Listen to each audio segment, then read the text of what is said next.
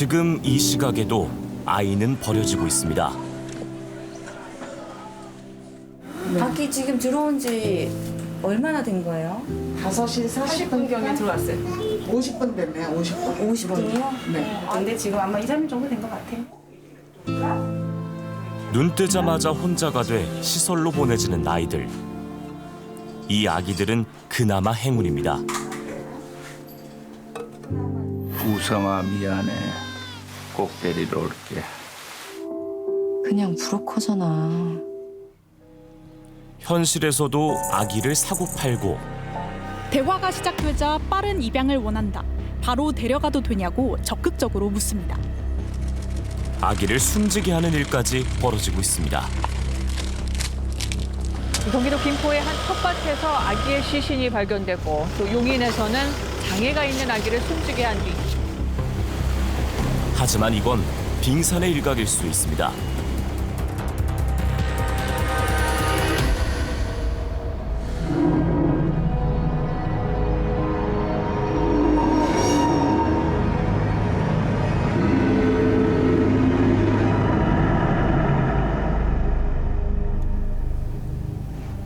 가파른 언덕길.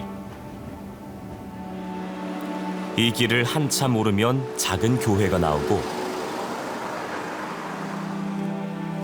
그 안에 베이비 박스가 있습니다. 지난 13년 동안 아기 2천여 명이 이곳을 거쳐갔습니다. 엄마들이 파김치가 돼가지고 출산한 지 얼마 안 되고 뭐 거의 많은 엄마들이 하혈을 하면서 오는 걸 많이 보거든요. 그러면 이 아이만큼은 살려야 되겠다는 엄마의 본능적인 마음. 요즘 매일 돌아다니시피 합니다. 이날 갓난아이 한 명이 또 도착했습니다. 선생님, 저기 오늘 애기 들어왔잖아요. 몇 시쯤 들어왔을까요? 5시 한 40분쯤? 네, 5시 40분에 이렇게 들어왔습니다. 저쪽에 있나요? 네네네. 어떤 애기인지 한번 보여주세요. 선생님, 그 애기 내려놓지 말고 잠깐만 이리 오실래요? 사흘 전 태어난 아기. 보육사 선생님의 품에서 곤히 잠들었습니다. 오늘 그러면 아기 들어왔을 때 바로 벨이 울려서 바로 이제 확인하신 거예요? 네네. 엄마가 룸으로 해서 오셔서 상담 선생님 상담을 하러 나가시고 이제 저는 이제 아기를 안고 이쪽 온 상태고 많이 울고 지금 이제 조금 안정 찾았어요. 방을 꽉 채운 8명의 아기들. 제각기 예쁜 이름이 붙여졌지만 절반은 출생신고도 안 된 상태입니다. 이런 아기들은 입양이나 위탁가정으로 갈 수 없어 보호시설로 인계됩니다.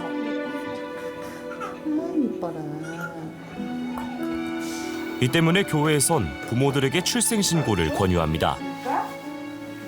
하지만 17은 끝내 거부하거나 포기합니다.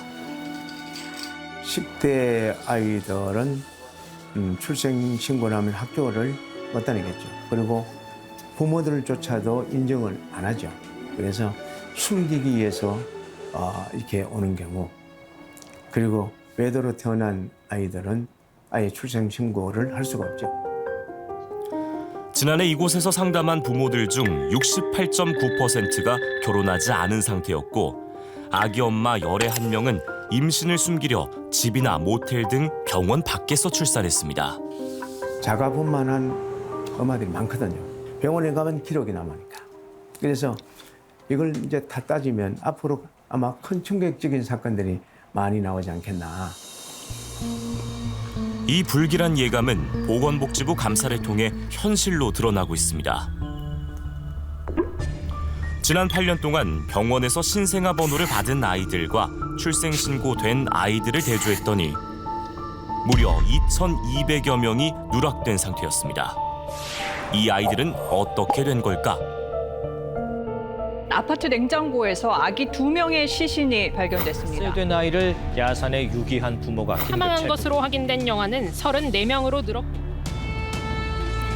출생신고가 누락된 2,200여 명 가운데 현재까지 숨진 것으로 확인된 아이는 34명.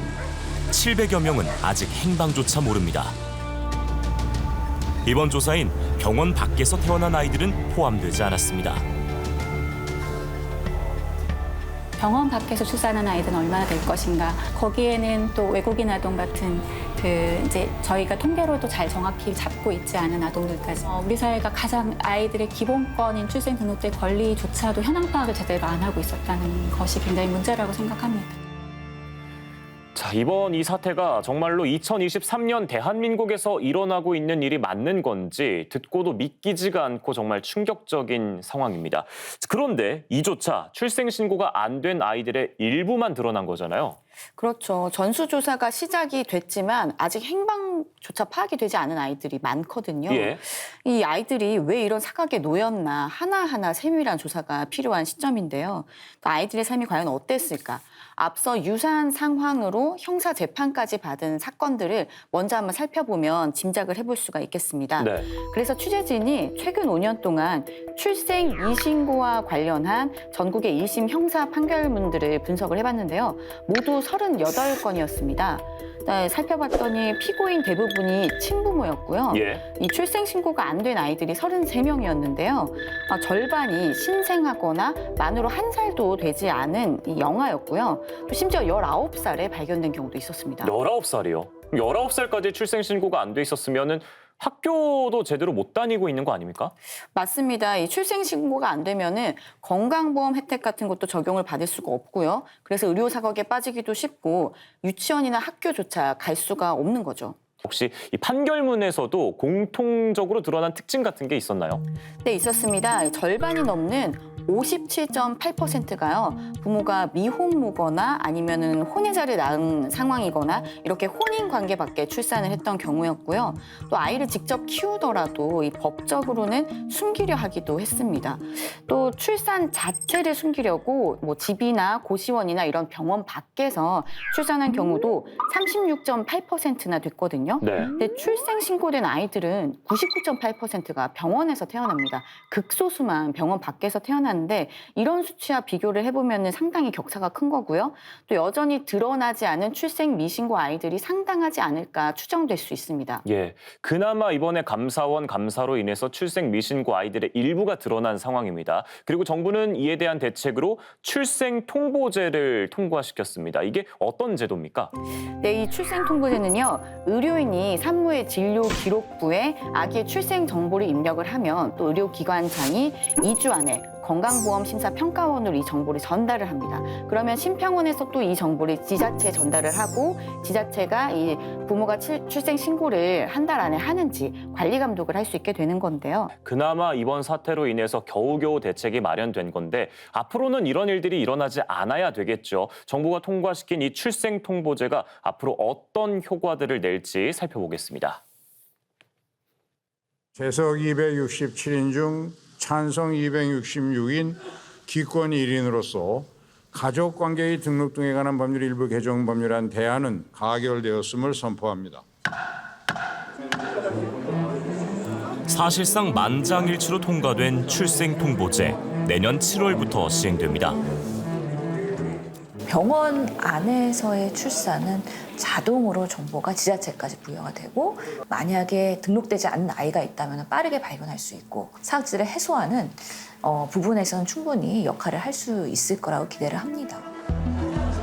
출생 통보제가 도입되면 출생 신고제의 사각지대가 모두 해소될까? 오히려 병원 밖 출산으로 몰리는 등 역효과를 낼 수 있다는 우려도 만만치 않습니다.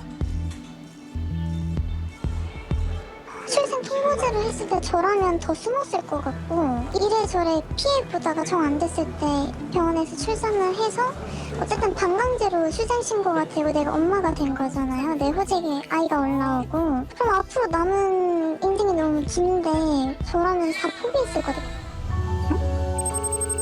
이 부작용을 막을 수 있는 제도로 거론되는 게 보호출산제입니다. 제한적인 상황에서 엄마의 익명 출산을 보장하는 제도입니다. 불안한 산모가 혼자 감당하는 것이 아니라 법의 보호체계 아래, 국가 보호체계 아래 우선은 들어오게 하고 안심을 시키고 그러면 산모는 산모대로 보호하고 아기는 아기대로 국가가 보호하는 시스템을 마련하자는 것이 보호출산법의 핵심이에요. 하지만 출생통보제의 세부적인 시행 방법이 논의되기 전에 보호 출산제를 검토하는 건 시기상조라는 우려도 있습니다. 그런 제도를 설계하려면 아이를 낳겠다라는 그 마음을 지원해주고 혹시나 마음이 바뀌어서 키우겠다고 했을 때 그걸 키울 수 있도록 경제적인 지원을 해주고 그런 것들이 밑바탕이 돼야 그 실내 출산이나 임명 출산이나 보호 출산이나 이런 것들이 다 의미가 있는 것이라고 그냥 말씀을 드리는 거예요. 다만 지금은 출생통보제에 저희가 집중을 해도 부족하지 않다. 더 근본적으로는 부모의 가족관계 등록부에 아이의 정보를 기재하는 방식부터 개선돼야 한다는 목소리도 높습니다. 법률혼 관계가 아닌 사이에서 태어난 아이의 등록이 너무 까다롭기 때문입니다. 혼외자나 이런 경우들에 있어서 출생신고 부분이 아무래도 가족 간의 갈등이나 이런 것들이 빚어지다 보니까 늦어지거나 미뤄지는 경우들이 많기 때문에 그런 부분들은 추후에 다투더라도 명확하게 알 수 있는 엄마 정보만을 기재를 하고 아이의 아버지 정보는 미정 우선 잠정적으로 한 상황에서 뭐 출생신고를 할 수 있게끔 한다던가. 미혼인 아빠는 복잡한 절차를 거쳐 법원의 확인을 받아야만 출생신고가 가능하다는 제약도 보완할 과제입니다. 아기가 대한민국의 국적과 기본권을 확보하기 위해서 재판을 받아야 된다는 사실은 아직까지 변함이 없는 상태입니다. 짧으면 3개월, 길면 1년이 걸릴 수 있다는 게 이제 내 아이는 왜 다른 아이들처럼 주민번호도 없이 살아야 되고 이렇게 유령처럼 난민처럼 너무들 원통해하죠. 부모를 하지 않으면 국가가 나설 수 있게는 만들어줘야지 되는데 모든 게 다 부모에게만 맡겨졌다는 게 문제인 것 같아요. 그러니까 위기 임산부일 수 있는데 부모에게만 맡겨주면 되겠느냐. 그거 가지고 안 된다. 그런 경우에는 국가가 나서야 된다. 이럴 수 있게 만들었어야지 되는 게 우리의 정책이어야 되는데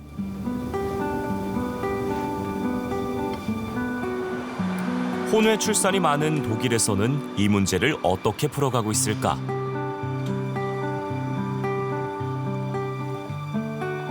위기 임산부들의 출산을 돕는 베를린의 한 상담소입니다. Ja, ich verstehe. Sie sind schwanger. Und wissen Sie, wie weit die Schwangerschaft ist? Okay, im 5. Monat. 산부인과 의사가 안전한 출산 방법을 알려주며 아이를 직접 키울 수 있도록 심리 상담을 진행합니다.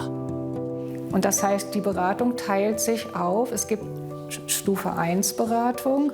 Das bedeutet, wenn ich jetzt mit einer Schwangeren spreche, dass sie, wenn sie das Vertrauen zu mir findet, mir über ihre Lebensumstände berichtet. Und ich ihr zum Beispiel sagen kann, welche Hilfen der Staat anbietet, sodass sie möglicherweise sich doch entscheiden kann, mit dem Kind zu leben. 아이를 도저히 키울 수 없고 출산 기록조차 남길 수 없는 산모라면 다른 방법을 안내합니다. 16년 동안 생모의 정보를 비밀로 하는 실외 출산 제도입니다. Und ich kümmere mich darum, dass die Frau in die Schwangerenvorsorge geht. Bei der vertraulichen Geburt kann das entweder in der Geburtsklinik schon stattfinden oder auch, und ich nehme Kontakt zur Klinik auf, dass nur ich die Identität der Frau kenne. 독일은 2014년부터 실외 출산 제도를 시작했습니다.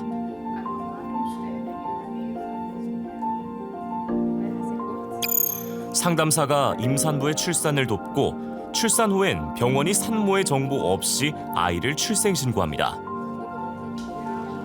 이후 청소년 관청이 법적 후견인이 돼 아이의 입양 절차를 진행합니다. 아이는 16살이 되면 생모의 정보를 볼 수 있는 권리가 생깁니다. 출산을 숨기기 위해 아기를 낳자마자 베이비박스로 보내거나 유기하는 일을 막기 위해 현실적인 대안을 찾은 겁니다. Wenn sich damit die Konfliktsituation nicht lösen lässt oder wenn man Glück hatte, irgendwie an vor der Tür von irgendwelchen Menschen abgesägt worden sind. Dann die bessere Alternative ist dann eine Babyklappe und dann eben als Alternative, um als bessere von den Alternativen dann die Möglichkeit einer vertraulichen Geburt, damit dann eben nicht nur das Kind möglichst schnell versorgt ist, sondern auch der Geburtsvorgang medizinisch begleitet wird. 신뢰 출산법이 제정되면서 위기 임산부를 촘촘히 지원하는 상담 체계도 강화됐습니다. Es ist damit außerdem der Effekt erzielt worden, finde ich, dass es eben noch mehr Wissen gibt über Schwangerenberatung, über Hilfsangebote, über die Möglichkeit, sich auch aus der Anonymität heraus trotzdem Hilfe zu holen. Und ich bin nicht allein mit einer schwierigen Situation. Das ist ein wichtiger Vorteil. Und ich sprach ja von dem Ausbau der Hilfen für Schwangere, also als Informationssystem und mit Telefon-Hotline und E-Mail und also Website, dass auch wirklich diese Angebote viel stärker ausgebaut wurden. Das hätten wir sonst nicht in Deutschland, wenn wir das Gesetz nicht hätten. 법 시행 후 3년간 결과를 살폈더니 놀라운 효과가 나타났습니다. 상담받은 임산부 가운데 24.2%는 아이를 직접 키우기로 했고 13.7%는 정식 출생 신고를 하고 입양을 보낸 겁니다. 신뢰 출산을 선택한 경우는 21.8%였고 베이비박스 등으로 보낸 경우는 4.5%였습니다. 하지만 독일 사회는 여기서 그쳐선 안 된다고 판단하고 있습니다. Sodass wir jetzt, also bei Kindern, die immer noch so leben, dass es eine vertrauliche Geburt ist, sind wir jetzt bei ungefähr 990 Kindern in Deutschland aus all den Jahren. Und die große Hoffnung, dass die Babyklappen jetzt alle leer sind und dass die anonymen Geburten gänzlich entfallen, das hat sich so nicht eingestellt. Das ist nicht eingetreten. Also die vertrauliche Geburt wurde sozusagen wirklich entwickelt, um das möglichst zu ersetzen. Es sollte es nicht nur ergänzen, sondern es gab viele Probleme. 탄생 그 자체로 축복받아야 할 아이들이 어둠 속에 숨겨지고 비참하게 버려졌습니다. 아이를 낳고 버린 이들에게만 책임을 물을 수 있을까요? 정인이 사망 사건을 보면서 우리가 아동학대에 대한 관심을 갖고 그렇게 해결을 하려고 노력을 많은 목소리를 냈음에도 불구하고 여기까지밖에 못했다라는 그 한계점. 태어난 아이가 건강하고 안전하게 자라는 건 아이들의 권리이자 사회 전체의 몫이라는 걸 그림자 아이들은 말하고 있습니다. 이번에 2236명의 아이들에게 우리 사회가 비쳤다고 저는 생각합니다. 너무 가슴이 아프고